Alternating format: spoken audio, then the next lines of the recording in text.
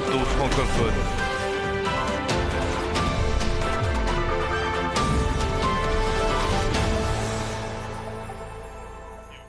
Ici Moscou, les Français parlent au français, les francophones parlent aux francophones. Bienvenue dans votre émission politique préférée en direct sur RT en français.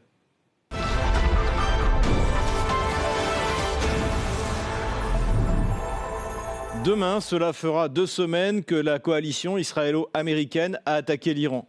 On retrouve, comme la semaine dernière, notre correspondant sur place à Beyrouth, Antoine Clairaut. Antoine, vous m'entendez ? Oui, bonsoir Xavier. Comment a évolué la situation depuis la semaine dernière ? Sur Beyrouth et sur le Liban en général, j'entends. Alors, depuis la semaine dernière, et notamment ces 48 dernières heures, eh bien, on a assisté à une véritable escalade majeure avec autant du côté d'Israël que du Hezbollah d'ailleurs. Le Hezbollah qui, dans la nuit de mercredi à jeudi, a envoyé plus de 150 roquettes sur le nord d'Israël. Et de l'autre côté, eh bien, Tsahal a encore renforcé, a encore frappé davantage alors, les régions du sud du Liban, mais aussi la vallée de la Beka à l'est et les quartiers sud de la capitale libanaise. Mais nouveauté, Tsahal s'en prend également au centre-ville de Beyrouth. Et d'ailleurs, elle a dit, elle s'autorise à frapper à travers Beyrouth s'il le faut pour atteindre toutes ses cibles. Je suis rendu un peu plus tôt dans la journée à quelques centaines de mètres du palais gouvernemental, cible qu'a voulu frapper hier Tsahal avec plusieurs morts et plusieurs blessés à la clé, bien entendu. Alors, il y a le volet bombardement militaire si l'on veut, mais il y a également le volet humanitaire avec des centaines de milliers de personnes qui sont déplacées, qui sont sur les routes. J'ai parlé à une responsable du Haut Commissariat aux réfugiés des Nations Unies un peu plus tôt dans l'après-midi qui me disait que le dernier chiffre est de plus de 822 000 personnes au Liban qui ont dû quitter leur foyer, bien souvent de façon précipitée et ne pouvant emporter avec eux que de maigres objets.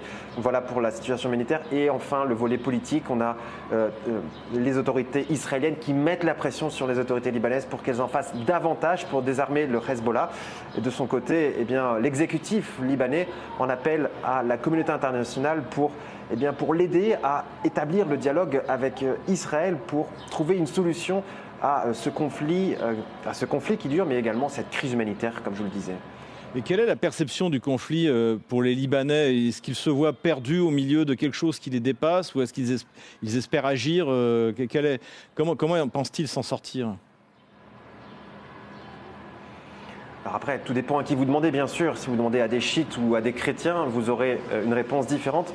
Mais de façon plus globale, on a le sentiment qu'ici au Liban, eh bien, la souveraineté n'existe pas. Aujourd'hui, ce matin, toute la matinée, il y avait des drones de surveillance qui ronronnaient, qui bourdonnaient dans le ciel, des drones de surveillance israéliens. Et on se demande, est-ce que le Liban est véritablement maître de son territoire ? C'est la question qu'on peut se poser, notamment dans le sud du pays, avec le Hezbollah qui, bien souvent, fait la loi sur cette zone frontalière, cette zone tampon qu'Israël veut mettre en place de plus en plus vers le nord pour protéger ces populations qui habitent dans le nord d'Israël. Merci Antoine Clairaut.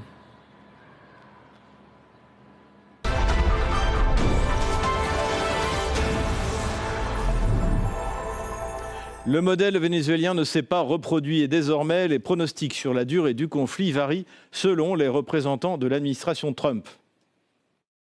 Les objectifs de l'opération Epic Fury restent les mêmes. Détruire les missiles balistiques du régime terroriste, anéantir les usines iraniennes de missiles, veiller à ce que les proxys des terroristes ne puissent plus déstabiliser la région et garantir que l'Iran ne se dotera jamais de l'arme nucléaire. Le président Trump demeure confiant, ces objectifs seront atteints rapidement. Ce qui constituait la marine iranienne n'existe pratiquement plus. Il reste des bateaux à couler, c'est certain, donc leur capacité à exercer une puissance maritime se réduit et va se réduire encore davantage. J'insiste, ce que je veux que vous, observateurs, compreniez, c'est que tout ça n'est qu'un début. Monsieur le Président, vous avez dit, je cite, que la guerre était tout à fait finie, mais votre secrétaire à la guerre, quant à lui, dit que ce n'est que le début. Que faut-il croire ? Je pense qu'on peut dire les deux. Ce n'était que le début d'un nouveau pays. Mais bon, ils n'ont pas de marine, ils n'ont pas d'armée de l'air, ils n'ont pas d'équipement de défense antiaérienne, tout a été détruit. Ils n'ont pas de radar, pas de télécommunications, ils n'ont pas de dirigeants, tout a disparu. Donc vous pouvez analyser cette déclaration. On pourrait considérer, si on s'en allait dès à présent, que c'est un grand succès. Mais on pourrait aller plus loin, et on va aller plus loin. Du côté israélien, Benjamin Netanyahou veut aller jusqu'au bout et s'acharne à appeler les Iraniens à un soulèvement contre leur gouvernement. Le fils en exil du dernier Shah d'Iran, Reza Pahlavi, appelle lui aussi à la sédition et à la révolution. Vos rêves deviendront réalité quand le moment sera venu, et ce moment approche à grands pas. Nous vous transmettrons le flambeau. Soyez prêts à saisir cette opportunité. Chers compatriotes, nous sommes à présent à une étape décisive de notre lutte finale. Je vous encourage à faire les provisions nécessaires dès que possible et pour votre sécurité à rester chez vous plutôt que de sortir dans les rues. Continuez la grève et ne vous présentez pas au travail. Continuez de crier des slogans de nuit pour montrer que vous êtes unis. À toutes les forces de l'ordre et aux militaires, c'est votre dernière chance de vous désolidariser des forces d'oppression et de vous joindre au peuple.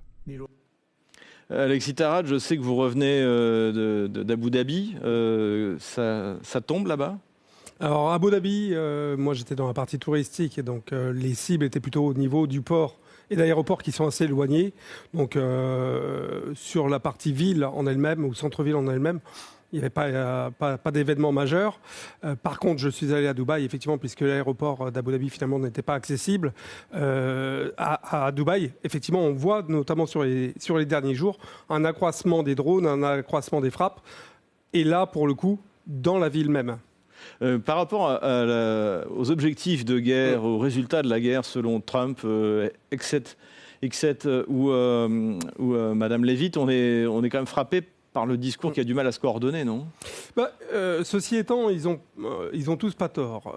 Je rappelle que le Japon, les Américains, ont obtenu la reddition du Japon 100 mètres de soldats à Nagasaki, à Hiroshima. Voilà. Donc là, ils sont en train d'opérer une stratégie qui est à peu près identique, c'est-à-dire ils rasent tout. Et puis peut-être qu'effectivement, l'Iran sera à un moment obligé de capituler. Donc ça peut prendre du temps. Mais ceci dit, quand Trump dit on a gagné la guerre, alors c'est un petit peu exagéré, mais ceci dit, actuellement, la violence de l'acharnement américain sur l'Iran est sans précédent. Gamal Albina, merci de nous rejoindre pour cette émission. Comment est-ce que vous jugez la stratégie américaine et israélienne et a-t-elle une chance de fonctionner? Et puis, que penser de cet appel du fils du Shah d'Iran à la rébellion, selon vous? Alors déjà, dans un premier temps, j'arrive quand même de nuancer ce qui vient d'être dit. Les États-Unis, dans la guerre contre le Japon, n'ont pas obtenu la reddition facilement. Au contraire, ils ont fait une bataille à Iwo Jima qui leur a coûté énormément de soldats. Ils se sont rendus compte qu'il était difficile de prendre ces archipels. Et pour obtenir une reddition inconditionnelle du Japon, qui était déjà en bout de course, il n'y avait plus de carburant, plus de moyens, ils ont bombardé quand même 2 bombes atomiques le 6 et 9 août. C'est ce qui a permis effectivement un écrasement de l'Empire japonais. Donc on est très très loin de l'idée que cette stratégie, sans hommes sur le terrain, et il y avait beaucoup d'hommes à l'époque, près de 300 millions engagés contre le Japon, avec la volonté de débarquer sur le territoire, car on prend un territoire par la terre, on ne prend pas par les airs. J'ai du mal à imaginer que la stratégie américaine soit pensée pour aller sur le territoire iranien, parce que de toute façon il est pas là. Ensuite, concernant alors cette volonté de sédition de Reza Pahlavi, donc la fameuse famille du Shah d'Iran, dont on connaît l'illustre papa qui avait massacré les populations par dizaines de milliers avec sa police politique, la SAVAK, appeler les Iraniens de la part d'un homme qui est détesté par la population iranienne. Il faut rappeler quand même ce qui a laissé comme bilan catastrophique son père. J'ai du mal à imaginer que les Iraniens puissent écouter ces appels désespérés de cet homme qui ne représente rien en Iran, qui est parti à l'âge de 16 ans et qui en vérité est un personnage extrêmement douteux dans la mesure où il vit aux États-Unis, où c'est un peu comme son père l'était, le gendarme de la région voulu par les États-Unis qui espère revenir au pouvoir. Donc les Pahlavis sont totalement disqualifiés. La stratégie américaine, elle, par contre, est extrêmement douteuse dans la mesure où, effectivement, vous l'avez dit très justement, il y a des signaux contradictoires, un Trump qui se vante d'une victoire obtenue alors que c'est pas vrai, il n'y a pas de victoire sur le terrain. De l'autre côté, c'est son ministre des Affaires étrangères qui dit le contraire, certains qui envoient des signaux en prétendant que c'est pour bientôt, que c'est déjà acté, et en vérité, les Iraniens qui ont déjà une stratégie de longue haleine, qui a été effectivement une stratégie adoptée pendant la guerre en Irak, 8 ans de guerre tout de même, se positionnent comme des joueurs d'échecs. Ils acceptent de perdre certains éléments, mais de l'autre côté, frappent durement, parce qu'ils ont 3 cartes entre les mains. La durée, des armes qui durent longtemps et qui coûtent pas cher, donc il y a un coût extraordinaire pour les États-Unis que l'Iran ne supporte pas, même s'ils sont bombardés. L'autre aspect, c'est le caractère économique. C'est une guerre d'usure que l'Iran a entamée contre les États-Unis. C'est la raison pour laquelle ils refusent de négocier aujourd'hui. Alors, le troisième aspect, c'est la guerre économique. On va effectivement parler un peu plus loin de cette guerre d'usure. Et effectivement, du côté iranien, on ne lâche rien et les autorités semblent vouloir en finir une bonne fois pour toutes avec les États-Unis. En remplacement de l'ayatollah Khamenei, assassiné le 28 décembre 2026, c'est son fils, Mojtaba Khamenei, qui a été élu. Il vient de perdre dans cette opération son père, sa mère, son épouse, un de ses fils, un neveu, sa nièce et son beau-frère. Le chef de la diplomatie iranienne, Abbas Araghchichi, j'espère que j'ai bien prononcé, s'est montré déterminé. En réalité, il s'agit d'une guerre qui nous a été imposée et nous ne faisons que nous défendre. Nous sommes confrontés à un acte d'agression absolument illégal et nous agissons en légitime défense, ce qui est justifié. Laurent, Nicolas, ils n'ont pas l'air déterminés à se rendre, là, les Iraniens. Écoutez, moi j'en sais rien. Pour ce qui est du parti des mollahs et des gens qui sont à la tête du pays, manifestement, eux, ils sont prêts depuis des années à ça et ils exécutent leur plan qui manifestement est bien préparé. Du côté de la population, personne ne le sait. On a eu des sondages faits par des instituts externes auxquels, a priori, moi je porte aucun crédit. Déjà que les sondages en avance des élections dans nos pays, c'est complètement pas quelque chose auquel on peut faire confiance, mais là, les sondages sur un pays externe, etc., bon, là, c'est carrément n'importe quoi. Ceci dit, il y a quand même eu un sondage fait par les Iraniens eux-mêmes, par le ministère de la Culture, je crois, en Iran, qui a été leak, comme on dit, et qui manifestement montre qu'il n'y a pas non plus un soutien de 100% de la population en Iran. Pourtant, on voit les manifestations à Téhéran, c'est des manifestations de soutien au gouvernement. Oui, mais s'il y a 30% de la population qui soutient, vous allez avoir quand même des milliers et des milliers de gens dans les rues. Ça ne veut pas dire que c'est une majorité de la population. A priori, il y a quand même 70% de la population, d'après ce sondage fait par le ministère de la Culture iranienne, qui semble dire que les gens aimeraient quand même une séparation de la religion et de l'État. Est-ce que c'est vrai? Est-ce que c'est pas vrai? Est-ce que c'est une opération de communication? Je ne sais pas. La question qui se pose désormais pour Washington, c'est non seulement que faire, mais aussi avec qui. L'idée initiale était d'entraîner les minorités azéries et kurdes dans la bataille, mais cette perspective ne semble guère enthousiasmer les premiers concernés. Le président de la République islamique d'Iran, Massoud Pezeshkian, a téléphoné au président azerbaïdjanais Ilham Aliyev pour le remercier de sa visite à l'ambassade d'Iran en Azerbaïdjan et de ses condoléances à l'occasion du décès du guide suprême de la République islamique d'Iran, l'ayatollah Saïed Ali Khamenei, et de nombreux civils, ainsi que pour son offre d'aide humanitaire à l'Iran. Les Kurdes de Syrie mettent en garde les Kurdes d'Iran contre un alignement sur les positions des États-Unis contre Téhéran. Les Kurdes habitant au nord-est de la Syrie ont averti les Kurdes d'Iran contre un alignement sur les États-Unis dans leur lutte contre le gouvernement iranien, mettant en avant leur propre expérience de ces derniers mois en Syrie. Tout porte à croire en effet que leurs homologues d'Iran seront abandonnés. Dans l'Union européenne, on a condamné collectivement les attaques sur une base britannique à Chypre, bien que la frappe ait été revendiquée par le Hezbollah. Donald Trump, en quête d'arrière-base pour réapprovisionner ses forces et continuer son opération, a reçu le soutien de la Roumanie. Rencontre entre le Premier ministre roumain Ilie Boloyan et le nouvel ambassadeur des États-Unis d'Amérique, Daryl Nirenberg. Le Premier ministre roumain a présenté la décision du Conseil suprême de défense nationale concernant le déploiement temporaire en Roumanie d'équipements défensifs et de forces militaires américains, soulignant que celle-ci reflète la position stratégique de la Roumanie et le rôle du partenariat stratégique avec les États-Unis dans la garantie de la sécurité nationale. Yuri, merci. Vous êtes de passage à Moscou. Vous êtes le correspondant de RT à Bruxelles. Donc, de RIA Novosti. Ria Novosti à Bruxelles. Vue d'Europe, je parle du point de vue politique, pas encore du point de vue économique, on va en parler un peu plus tard. Du point de vue politique, comment est-ce qu'on voit cette tentative de Trump finalement d'agglomérer différents pays? Il s'est révélé d'ailleurs déçu par l'Angleterre, et puis là, la Roumanie vient mettre ses bases à sa disposition. De manière générale, comment est-ce qu'on voit cette affaire qui semble plus ou moins hors de contrôle pour les Européens en tout cas?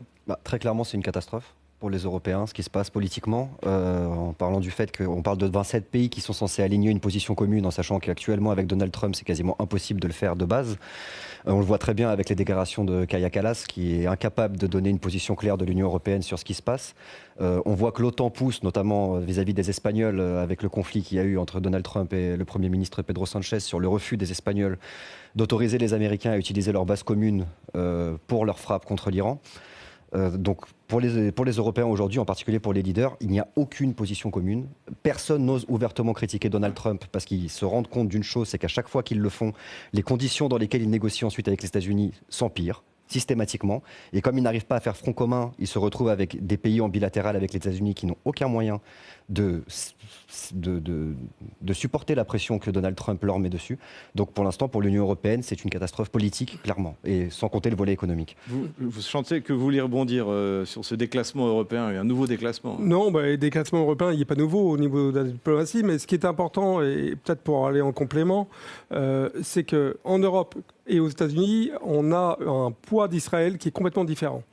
Le poids politique d'Israël aux États-Unis est majeur, et on y reviendra peut-être dans cette émission. En Europe, beaucoup moindre. Et les populations, en fait, qui sont peut-être beaucoup plus enclines en Europe à soutenir l'Iran, c'est un poids politique très important pour nos dirigeants européens. Vous pouvez creuser sur l'affaire l'affluence d'Israël aux États-Unis? Mais aujourd'hui, on le voit dans cette opération Epstein Rage, il y a même deux divergences sur quoi faire entre les États-Unis, l'opération militaire américaine et l'opération militaire israélienne. Les objectifs ne sont pas les mêmes pour les deux. Trump veut une guerre rapide où il sortira comme un grand vainqueur, ce qui n'arrivera pas, probablement, et Israël, il va chercher à sortir, parce qu'il est aujourd'hui dans une pression politique aux États-Unis de la part de son opposition et de la part de sa base MAGA, qui est considérable. Côté israélien, c'est différent. Netanyahou ira jusqu'au bout. Ça fait 40 ans. Ça fait 40 ans qu'il rêve de ce combat. Et lui ira jusqu'au bout. Gamal, je me tourne vers vous de nouveau. Vous avez été surpris par le fait que finalement les Azéris et les Kurdes sont pas, et d'ailleurs on peut même les Arabes sunnites de la région sont pas très enthousiastes pour rejoindre Washington et Tel Aviv dans leur croisade contre l'Iran? Vous savez, j'ai eu l'occasion de discuter avec un expert qui était proche de Hezbollah, Walid Shahara, qui expliquait que si une guerre démarrait, c'était il y a 10 ans, une guerre démarrait contre l'Iran, ce serait une boule de feu dans la région. Tout le monde a parfaitement évalué le risque régional, j'ai expliqué économique et politique, mais surtout la grosse surprise, raison de le rappeler, c'est le fait que les Azerbaïdjan, qui n'est pas du tout favorable à l'Iran, très proche de la Turquie, plutôt défavorable, sans doute en train d'écouter Erdogan aujourd'hui, ne joue pas la carte que les Américains voudraient jouer, à savoir jouer la minorité azérie, qui est une des minorités qui constitue l'Iran, parce que l'Iran est un pays peuplé de différentes minorités, arabes dans le sud, azéris dans le nord, perses au centre, enfin, ça vous donne à peu près un schéma. Donc c'est vrai que jouer la carte de la sédition de la part de certains éléments de la population, et les Kurdes en particulier, ne fonctionnent pas. Pourquoi? Parce que les Kurdes syriens qui font appel effectivement à la modération des Kurdes iraniens, par exemple, leur rappellent que les YPG, donc le groupement kurde qui était en Syrie contre Assad, a été abandonné. Il ne faut jamais oublier qu'ils ont été lâchés par les Américains et que ça, c'est un très mauvais souvenir. Que les Kurdes irakiens, même s'ils ont été soutenus en 91, quoi qu'il en coûte aujourd'hui, se trouvent bien esselés par rapport à ce conflit, puisque les bases américaines qui occupent le nord de l'Irak sont bombardées régulièrement. Donc c'est vrai que l'idée qu'il y ait ce genre de rapprochement de la part des États-Unis avec des minorités, qui est une tentative désespérée de faire jouer les proxys finalement, et de ne pas utiliser leur propre force, est une idée assez fantasque et qui ne fonctionne plus. Quant à l'Europe, vous l'avez dit effectivement, elle ne parle pas d'une seule voix, il n'y a pas d'Europe politique. Il y a une Europe à deux vitesses, il y a l'Europe des pays d'Europe centrale qui sont très favorables à l'OTAN, qui sont très otanistes, parce qu'ils ont un rapport difficile avec l'Est. Il y a l'Europe occidentale qui est clairement en rang dispersé. Les Anglais, les Espagnols ne sont pas du tout favorables à cette guerre illégale. Les Français sont en demi-teinte, on sent bien que Macron veut y aller, mais bon. Et on voit bien que quelques pays d'Europe de l'Est, effectivement, travaillent plus pour leurs intérêts que pour l'intérêt américain. Donc c'est vrai qu'on peut se poser la question de savoir qui va soutenir l'Amérique dans cette guerre. Encore une fois, une guerre illégale, une guerre d'agression, une guerre que ne voulait pas l'Iran. Donc, déficit du renseignement. J'ai l'impression d'entendre que l'économie russe va s'écrouler, comme le disait Bruno Le Maire. C'est-à-dire qu'ils ont compté sur des appuis qui n'existaient pas, en fait. Moi, je pense qu'on ne sait pas vraiment quels sont les objectifs ni des Américains, ni de personne. En fait, le problème, c'est qu'on évolue avec un déficit d'information nous-mêmes et on est en train d'essayer de faire des hypothèses. Moi, la seule chose que je considère qu'on peut compter, qu'on peut regarder, c'est l'économie. Et du point de vue de la stratégie économique de Donald Trump, ça fait des mois et des mois que j'alerte et que je dis le projet économique de Donald Trump qu'il nous a vendu pendant sa campagne, il fait strictement l'inverse. C'est vrai que vous l'aviez dit, vous étiez à cet emplacement-là tout au début. Il suffit de regarder ce qu'il fait et non pas ce qu'il dit. Et puis c'était très clair que ses électeurs s'étaient fait avoir sur ce volet-là en tout cas. Quoi qu'il en soit, maintenant la stratégie semble claire, c'est une lutte à mort contre la Chine. Et il semble que dans cette optique générale, pour moi, la lecture de ce conflit avec l'Iran, il a deux objectifs. Un, vider les stocks de missiles pour faire des commandes pour les amis de l'État profond. Ça va remplir les carnets de commandes, ça va être formidable. Les payeurs d'impôts aux États-Unis vont remplir les poches des amis de Trump ou de je ne sais pas qui. Ça va être superbe. Et puis, au passage, on en profite pour embêter, c'est le moins qu'on puisse dire, la Chine sur ses apports d'énergie. Et pourquoi pas aussi la Russie, puisque je rappelle que l'Iran est un élément clé de la route nord-sud qui va en Inde. Et donc, du coup, je dirais que là aussi, géopolitiquement, c'est un coup double. Alors, est-ce qu'il veut gagner une guerre ou est-ce qu'il veut changer la météo de l'Iran avec parfois quelques orages de fer et d'acier, juste épisodiquement, comme ça, qui arriveraient, là on le voit, tous les 6 mois, tous les 2 ans, on ne sait pas quoi. Donald Trump s'efforce toujours de mener le jeu en multipliant les déclarations contradictoires, ce qui ne rassure personne. Sur les réseaux sociaux, on ne parle désormais plus de l'opération Epic Fury, mais de Epstein Rage.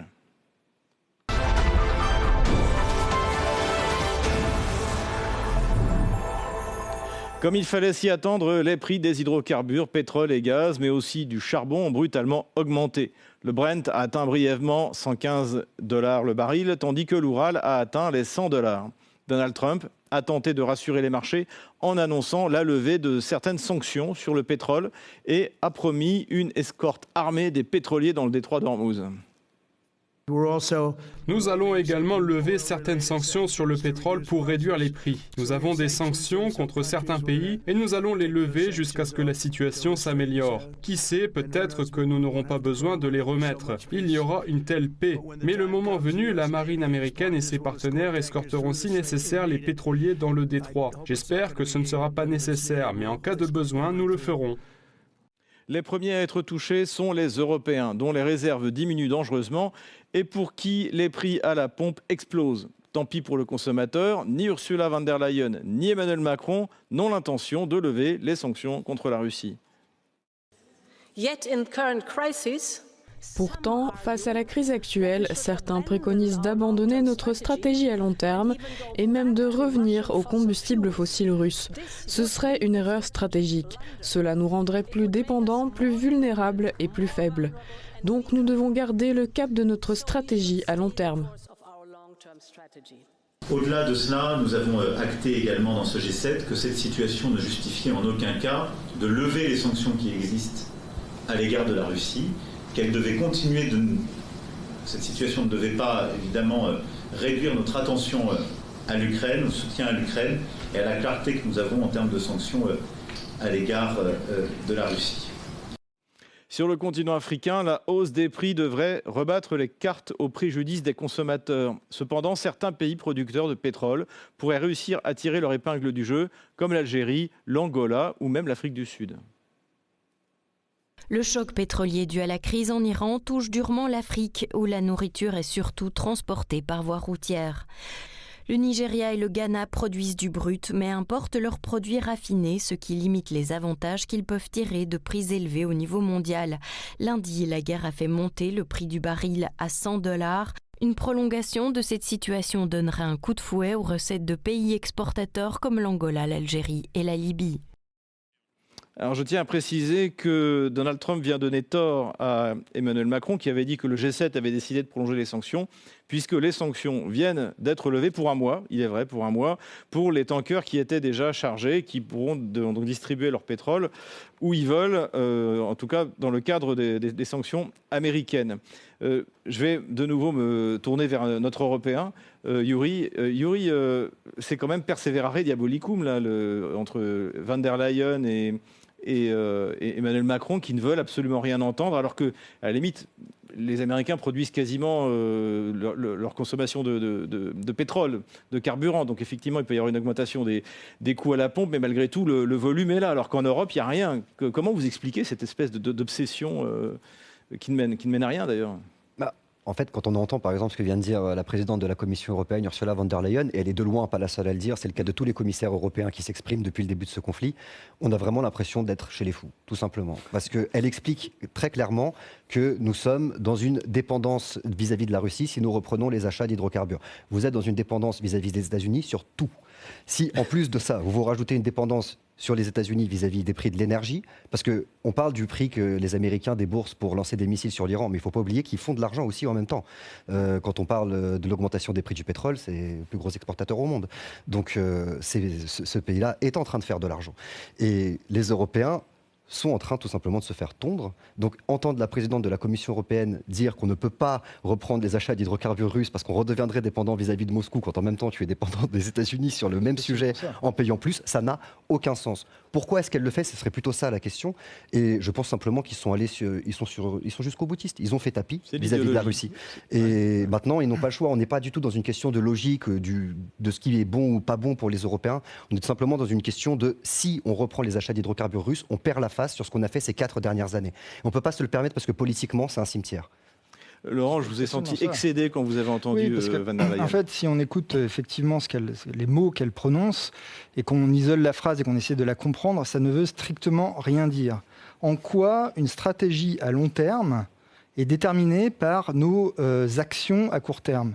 Si on s'approvisionne par exemple en énergie aujourd'hui avec la Russie, en quoi cela change la stratégie ? Ça ne change pas la stratégie. Ça s'appelle le marché, en fait. La stratégie à long terme, c'est si on veut ne plus être dépendant de la Russie, des États-Unis ou que sais-je, c'est de faire des investissements d'infrastructures de production d'énergie localement ou d'avoir plusieurs sources d'approvisionnement, histoire de faire jouer la concurrence, par exemple. Enfin, des trucs classiques, quoi. Donc, en fait, reprendre des achats avec la Russie aujourd'hui ne signifie pas l'abandon d'une stratégie à long terme ou pas. Ce n'est pas lié, ça n'a rien à voir. C'est juste qui n'a aucun sens. Yuri l'a expliqué, c'est juste une question politique. Absolument. C'est impossible vis-à-vis du conflit en Ukraine, aujourd'hui pour Macron ou Van der Leyen, de réouvrir un dialogue économique avec la Russie. C'est juste impossible. Oui, on veut acheter notre énergie 2 fois plus chère en repeignant les barils de pétrole russes à la couleur de l'Inde. Voilà. Ça, c'est OK. Par contre, les acheter directement, ça, c'est pas OK, pour une question de stratégie à long terme. Je ne comprends pas cette phrase. Il faut me l'expliquer. Alexis. C'est simplement de la politique. Et oui, ils sont, effectivement, Yuri l'a expliqué merveilleusement bien, ils sont dans un jusqu'au-boutisme politique. S'ils arrêtent, s'ils font marche arrière, c'est l'écroulement politique. C'est tout, point final. Mais c'est tenable, ça, au niveau européen ? Parce qu'il y a quand même une réalité économique. C'est tenable du point de vue d'Ursula. Je veux dire, vous inquiétez pas pour elle, elle va très bien vivre. Hein. Ouais. Elle va vivre très noblement. C'est surtout que c'est tenable jusqu'à la fin de son mandat de cette commission. Oui. C'est surtout ça. C'est ça. Ou alors c'est tenable en fonction d'évolution sur le terrain en Ukraine. Si demain l'Ukraine venait à s'effondrer, l'Union européenne s'effondrerait, à mon avis, avec politiquement. Voilà. Mais bon. Détruire l'économie européenne, en quoi c'est un problème ? Je vous pose la question, pour elle, de leur point de vue. C'est vrai. C'est l'hyperclasse en fait. Donc, ok, très bien. Gamal, votre analyse là-dessus sur cette espèce de fanatisme européen et puis finalement comme sur un certain pragmatisme de Donald Trump. On voit que lui, ça ne le dérange pas de lever pour un mois. Il n'est pas dans cette obsession qu'on voit à Bruxelles. Trump n'a pas de problème avec les Russes, on l'a bien compris, c'était plutôt Biden. Mais ce qui est intéressant, c'est que quand on entend ces commissaires politiques européens, je les appelle politiques, ça fait référence aux commissaires politiques des Soviets. Alors, on demandait aux gens d'aller se battre avec un fusil à 2, c'est un peu le même principe. Ils y vont sans armes, ils n'ont pas de pétrole, pas de gaz, pas d'énergie. peu d'alternatives. Il y a l'Afrique, c'est vrai, mais ça coûte quand même de l'argent. Il y a les États-Unis qui vendent 3 à 4 fois plus cher le GNL. Il y a le Moyen-Orient qui est en panne actuellement puisque les guerres sont engagées. Et on prétend ne pas vouloir dépendre, alors que la dépendance est évidente, du pétrole de l'Europe orientale. Donc ça n'a aucun sens, si ce n'est un dogmatisme imbécile qui les conduit à se suicider. C'est un suicide économique. Von der Leyen est une atlantiste qui a en face d'elle un homme qui ne répond plus à ses attentes. Je parle de Trump. Trump n'est pas du tout dans un jusqu'au-boutisme. Elle est en train de mettre en danger l'économie européenne juste parce qu'elle se sent humiliée par une défaite annoncée en Ukraine. Ce n'était pas une surprise, tout le monde s'y attendait, mais tout de même. Et on sent bien qu'il y a une forme d'égo comme ça, où ils ne protègent pas leur population du choc pétrolier à venir, où ils ne font pas comprendre aux gens que l'Europe ne peut pas dépendre du charbon ou du nucléaire français, parce que de toute façon, les voitures, elles sont alimentées par l'essence. Il ne faut pas non plus rêver, il n'y a pas d'alternative.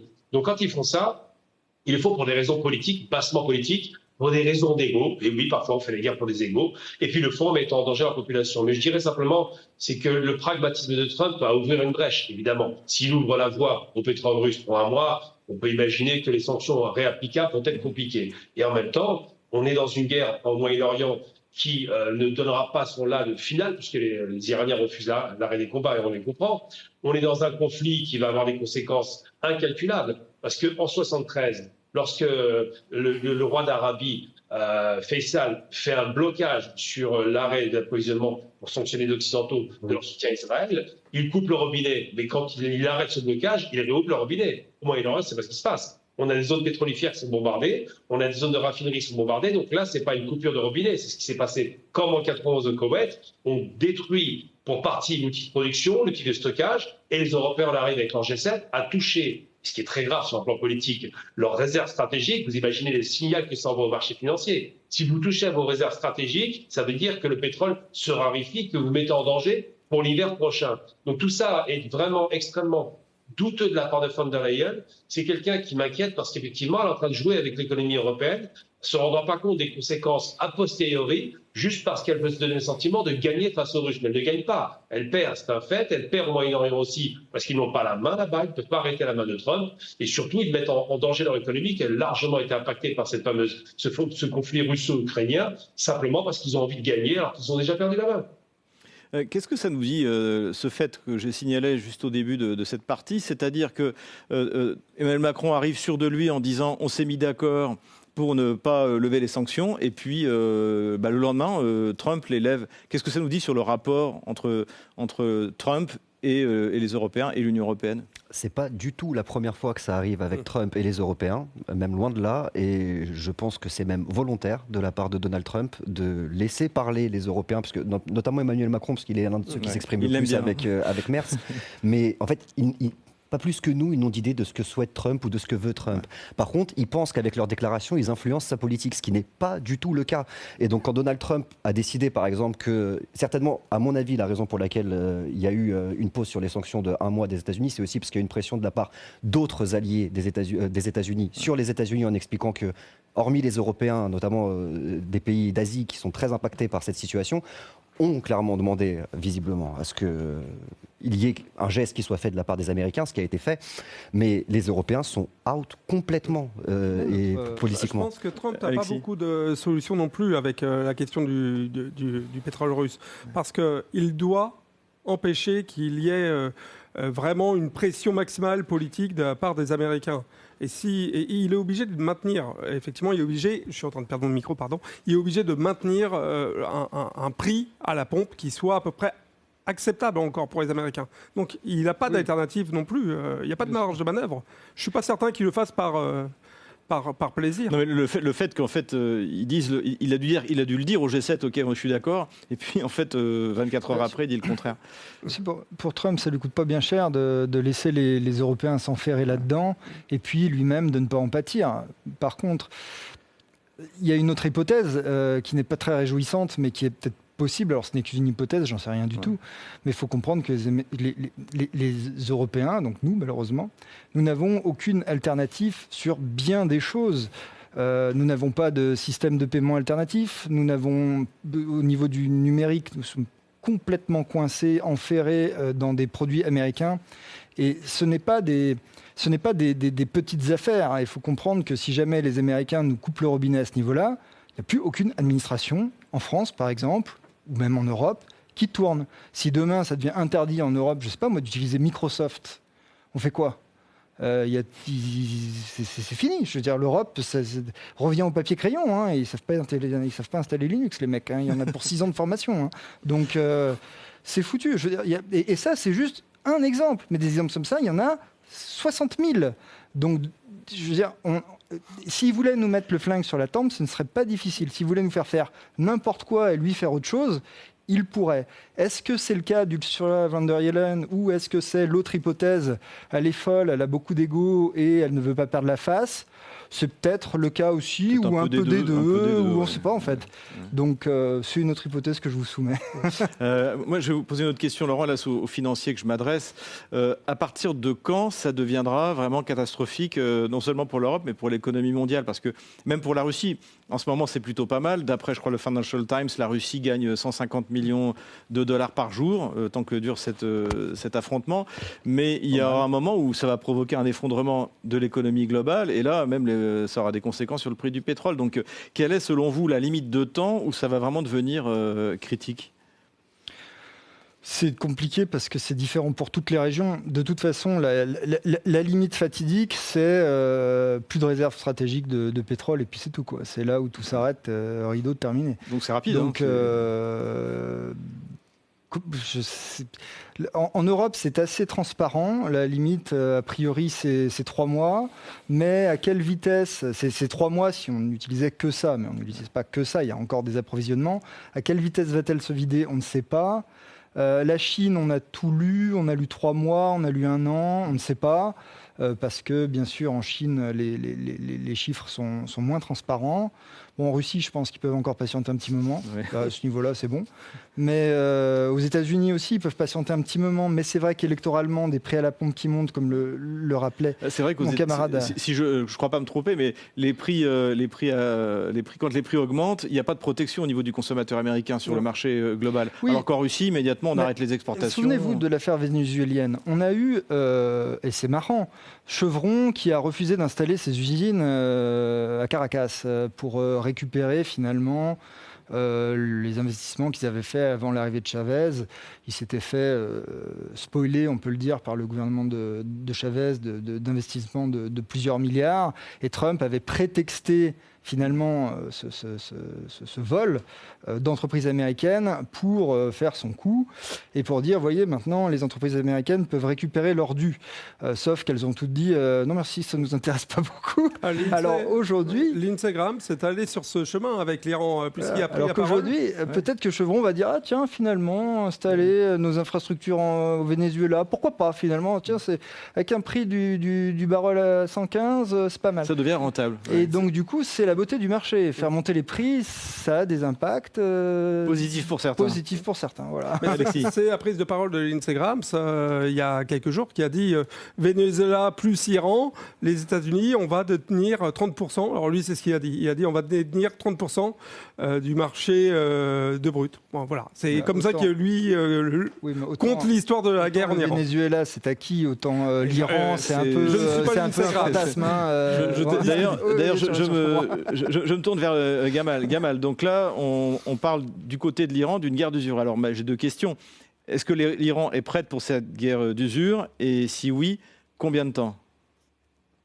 Alors, elle est prête depuis 35 ans, puisque ça fait 35 ans que Netanyahou et tout son gouvernement des fascistes veulent attaquer l'Iran. C'est pas d'hier, je veux dire, 35 ans que les Iraniens, depuis la fin de la guerre en Irak, ont prévu une attaque. C'est en 88 que le conflit s'arrête. Les Iraniens commencent à s'équiper, s'armer, parce qu'ils étaient très isolés, ont même changé de paradigme. Ils sont sortis de l'exportation de la révolution islamique qu'ils voulaient sur Khomeini et sont venus sur un pragmatisme politique. Ils se sont rapprochés des Russes, se sont rapprochés des Chinois. Il n'y a plus cette rupture qu'on a connue avec l'Iran et l'Irak. Il faut se rappeler que l'Iran et l'Irak, l'Iran était seul au monde quasiment.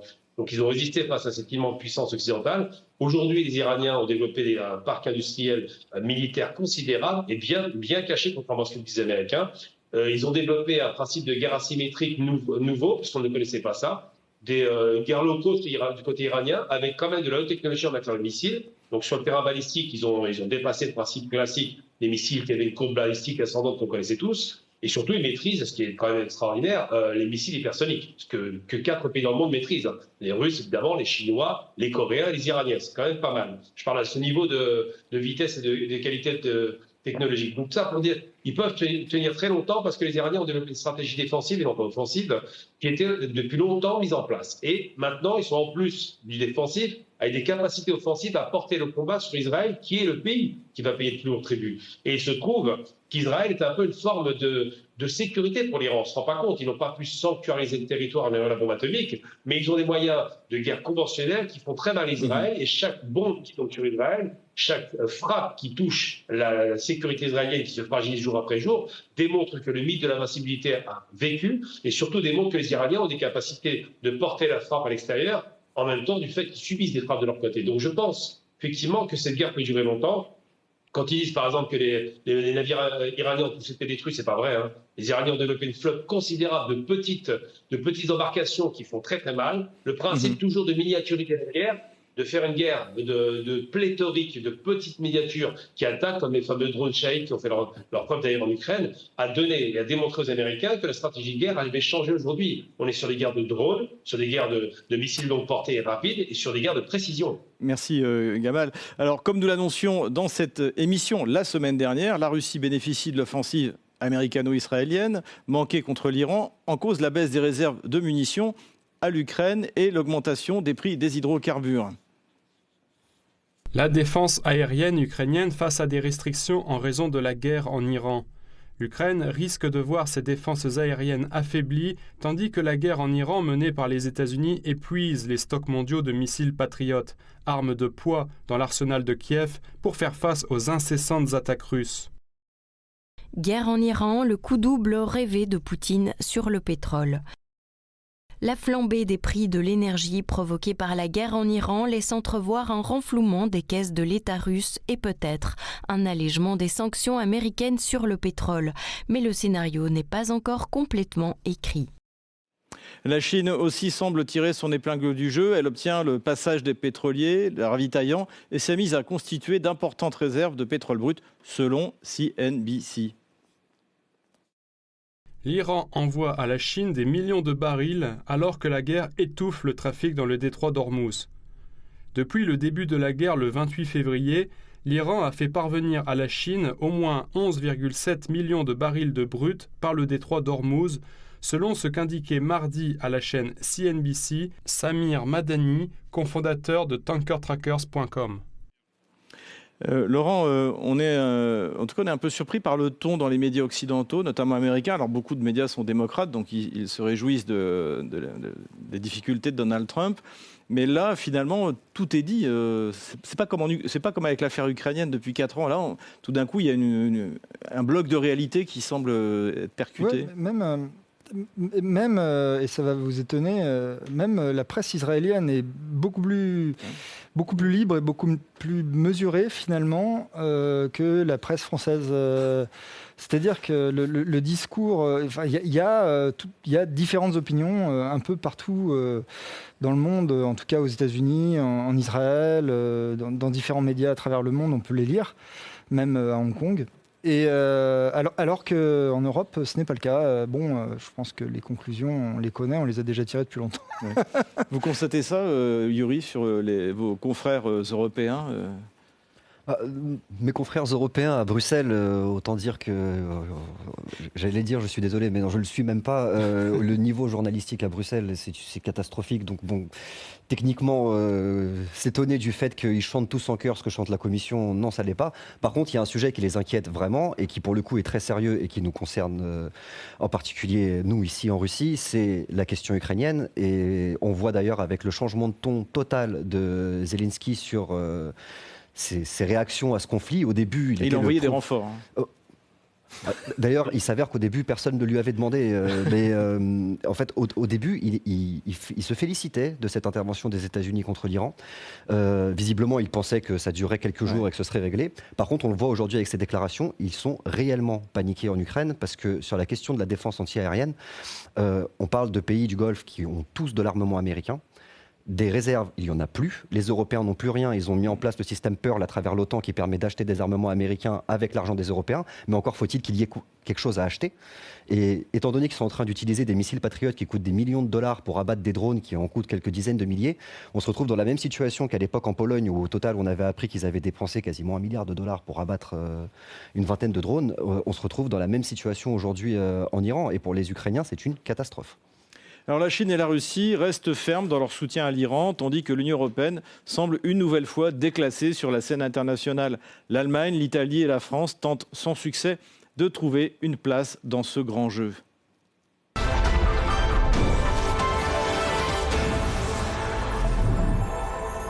Ce renforcement économique de la Russie, qui de surcroît domine sur le champ de bataille, contrarie fortement les puissances européennes, sponsors du régime de Kiev, au premier rang desquelles le Royaume-Uni, qui est à la manœuvre en mer Noire, en mer Méditerranée et en Ukraine. À défaut de succès militaire, les services britanniques multiplient les actions terroristes, soit en profondeur, soit en les imputant à son proxy kievien. Le 10 mars dernier, un bombardement massif sur l'usine de Kreml dans la zone industrielle de la ville de Bryansk a provoqué la mort de 6 civils et blessé 42 autres. Pour le porte-parole du Kremlin, Dmitri Peskov, la main cachée des Britanniques ne fait aucun doute.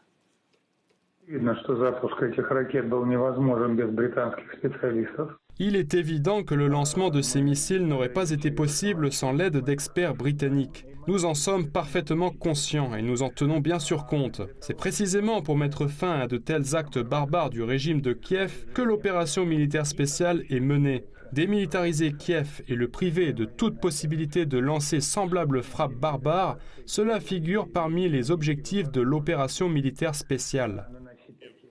Du côté ukrainien, c'est de la bouche même du président ukrainien qu'on a pu entendre des menaces à peine voilées contre la personne du Premier ministre hongrois, Viktor Orban.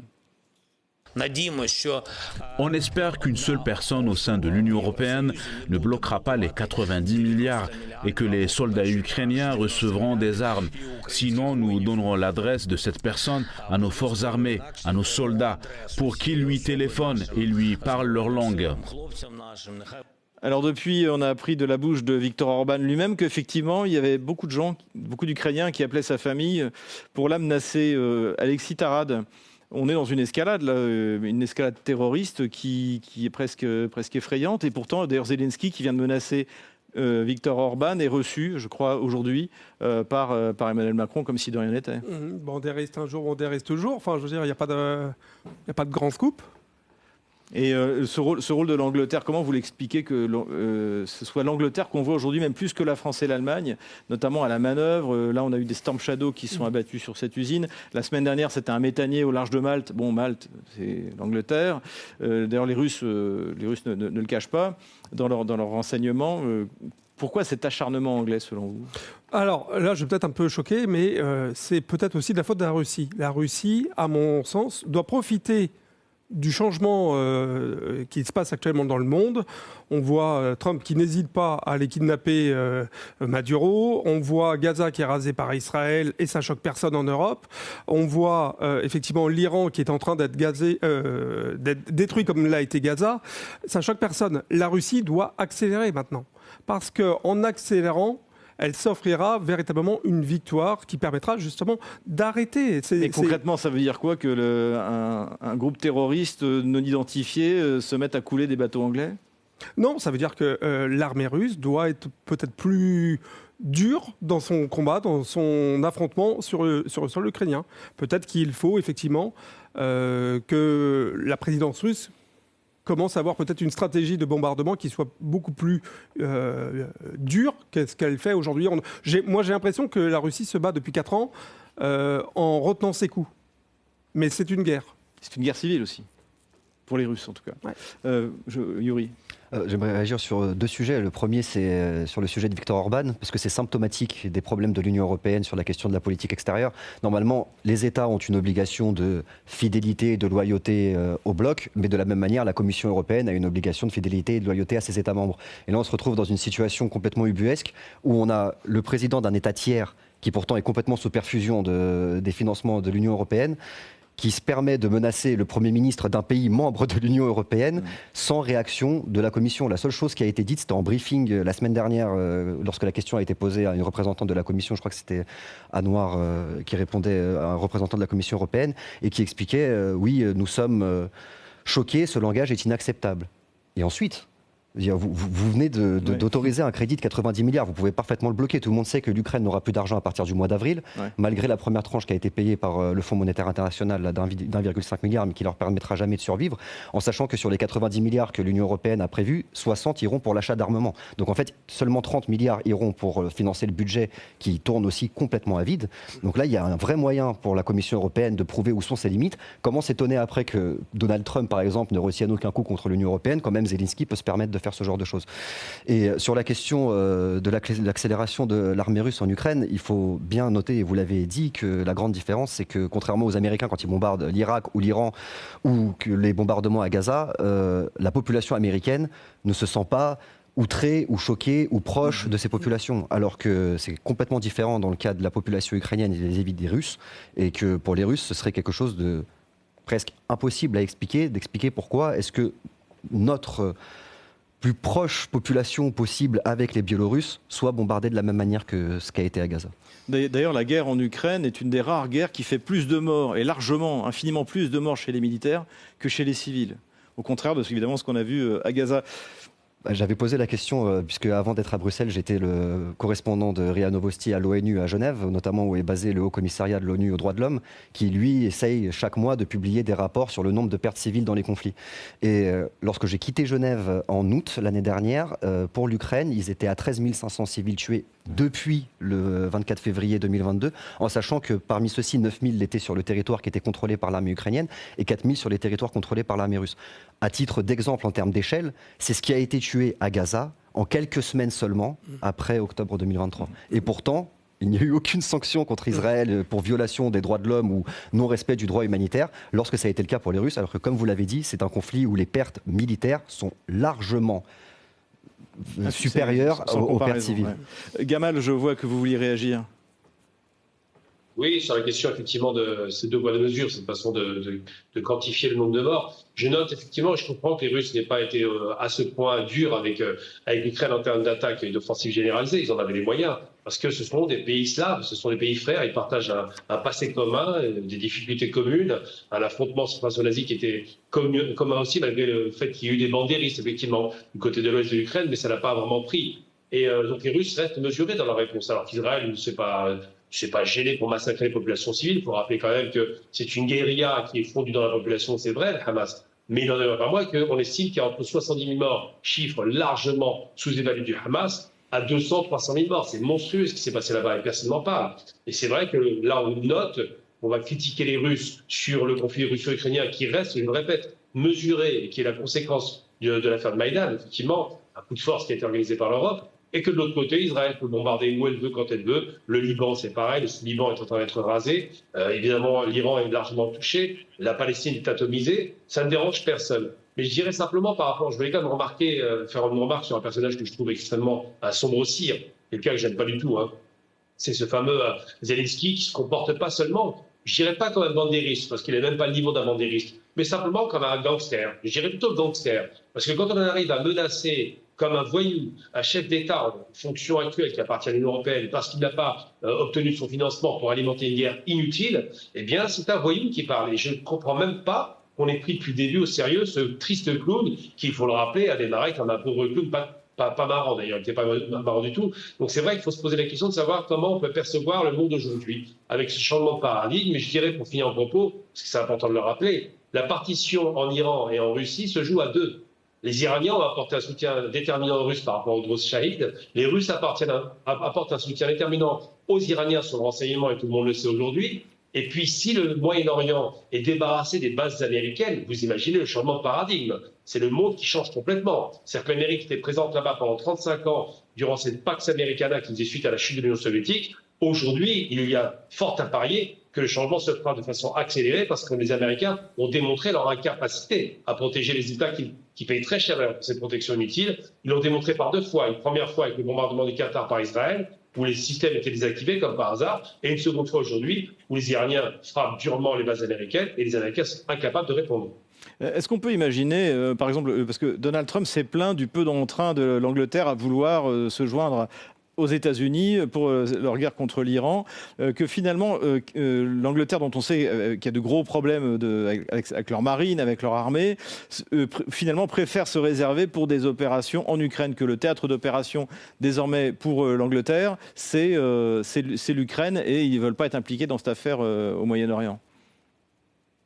Ça vous posez la question ? Oui. Oui, alors l'Angleterre a un vrai problème. On se souvient que c'est elle qui a fait sauter quand même Nord Stream 1 et 2. C'est l'opération sous commando anglais. On se souvient qu'ils ont plutôt un paradigme obsessionnel sur la Russie, mais c'est pas d'hier, hein, ça vient de la guerre froide. C'est quand ils ont conservé ces réflexes malheureusement anti-russes, où il y a vraiment de la russophobie, on peut en parler, parce que moi je travaille pour RT, j'ai vu le traitement qu'on a reçu en France par rapport à RT France, c'était violent. Donc je dirais que l'Angleterre est plus obsédée par la Russie qu'elle ne sera jamais par le Moyen-Orient, d'abord parce que il faut se rappeler que l'Angleterre a été virée du Moyen-Orient à coup de bombe sur l'hôtel de King David par les Gonds et la Haganah, donc ça c'est quelque chose qui malgré tout reste dans l'inconscient collectif anglais. Puis second aspect, parce qu'ils n'ont rien à gagner au Moyen-Orient. L'Angleterre produit son pétrole aussi, à la limite trouve un avantage que le pétrole qui est exploité en mer du Nord coûte très cher à l'exploitation, donc c'est tout bénéfice pour eux de voir un baril les 120, et en même temps s'épuiser dans une guerre qui est perdue d'avance. Les Anglais sont quand même assez fins pour comprendre qu'on va peut-être éviter une gabegie dans une région qui ne sert à rien. Laurent Nicolas, finalement, l'Angleterre, c'est quoi le but en Ukraine? C'est quoi son but du point de vue politico-stratégique? D'autant plus qu'elle subit des problèmes internes extrêmement forts. Il y a sa population, et une partie de sa population est tout simplement hors de contrôle. Quel est le jeu? Qu'est-ce qu'ils veulent? Alors là, vraiment... Encore une fois, ce que les gens veulent, on ne peut pas trop le savoir, on peut regarder uniquement ce qu'ils font. Que veut l'élite? Que veut l'élite anglaise, on ne sait pas, en tout cas on peut regarder ce qu'ils font, c'est pareil. Et effectivement, les Anglais ont toujours eu une politique pragmatique. Moi je rejoins notre précédent interlocuteur, il a tout à fait raison. Les Anglais, quand ils n'ont rien à gagner, ils ne se mouillent pas. Ce ne sont pas des gens qui le font. Ce sont des gens qui ne sont pas dans l'idéologie comme nous pouvons l'être ou comme Ursula von der Leyen peuvent l'être. Ce ne sont pas des romantiques.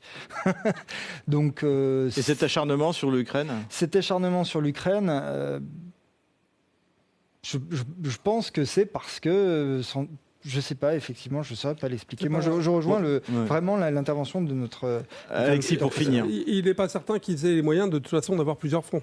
Donc, aujourd'hui, ils sont focalisés en Ukraine. Ils ne vont pas tout changer parce que je pense qu'ils n'en ont pas les capacités. Oui, mais la question, c'est pourquoi l'Ukraine? Parce qu'ils y sont déjà depuis le début. Ça fait 4 ans. Pourquoi ils y sont allés? Ça fait 10 ans, pardon. Ça, c'est la question qu'on peut se poser, surtout les Européens. Que sommes-nous allés faire dans cette galère? Si je peux rebondir juste sur l'Angleterre, sur la raison pour laquelle ils n'y ont pas été, il faut bien aussi comprendre qu'en ce moment, depuis au moins 2 ans, l'OTAN prépare par ses déclarations les populations européennes à un conflit avec la Russie. L'Angleterre a 70 000 soldats. Une grande majorité d'entre eux ne sont pas déployables parce qu'ils ont un gros problème d'obésité et un gros problème physique de base dans leur armée. Si aujourd'hui ils devaient aller au Moyen-Orient, la seule chose qu'ils montreraient, ce serait leur faiblesse. C'est très compliqué, lorsque tu essaies de menacer un pays comme la Russie, d'aller au Moyen-Orient sans avoir les moyens de faire quoi que ce soit. Merci Yuri, ce sera le mot de la fin. Le goût amer de la défaite ne semble plaire ni à Londres, ni à Kiev, ni celui d'une paix négociée qui sera forcément à l'avantage de la Russie. Tout devient possible pour ceux qui n'ont plus rien à perdre. C'est tout pour aujourd'hui. Merci d'avoir suivi cette émission. Je vous donne rendez-vous la semaine prochaine pour un nouveau numéro d'Ici Moscou. Les francophones parlent aux francophones, les Français parlent aux Français.